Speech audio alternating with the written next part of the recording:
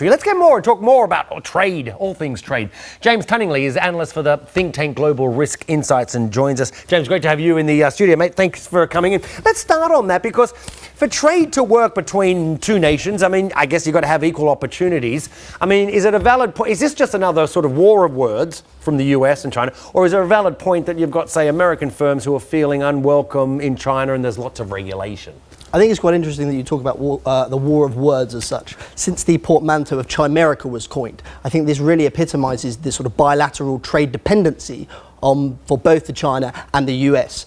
Obviously, as China becomes more and more sort of plugged into the global economy and becomes more and more of an economic power in itself, that's going to worry the US, especially as they get more of the economic share as a result. Oh, well, on that point, that's interesting because, we talk to them until we're, it's funny that the program's got blue backing because we talk to them, we feel like we're blue in the face.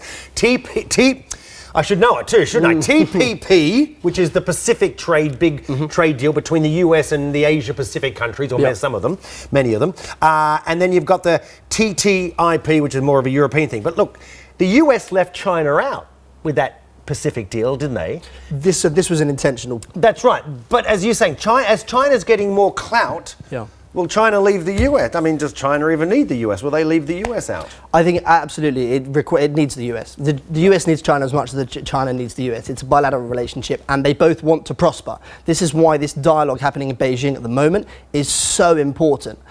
Effectively, the US need to go back home and say, we've got all of these things that we wanted to tick off the list, we've been successful with. The Chinese are very defensive against the backdrop of an increasingly tense political landscape in regard to the South China Sea and the East China Sea. So this is a very interesting dialogue, which is not too similar to what we've seen in previous years, because the focus is not going to be on the macro trade and investment. It's going to be on the micro industry, on the back of steel and aluminium tariffs. Since the Obama administration has come to power, trade's been up by 43% between the US and China. So this is no small figure that I think really highlights the importance of trade between the two now largest trading partners after China overtook Canada last year. Well, it'll be interesting post-US elections, isn't it? Because there is one front runner that doesn't want as much trade, it appears, with China.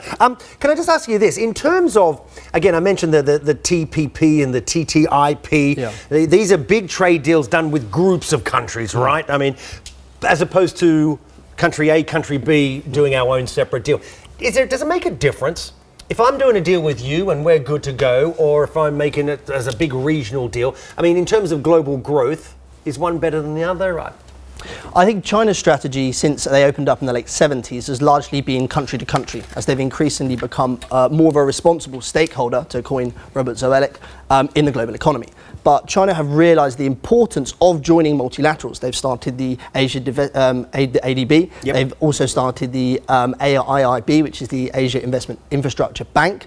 But they've also not so much deliberately left out, but the US have refused to join these organisations. China increasingly realises that it has to rely on other nations as its economy slows down. And rebalancing its global economy is a very, very difficult thing which China are facing now, away from sort of investment-led growth towards domestic consumption. So I think that China realises if it's not part of these multilateral organisations that the US were, it's increasingly difficult to do trade.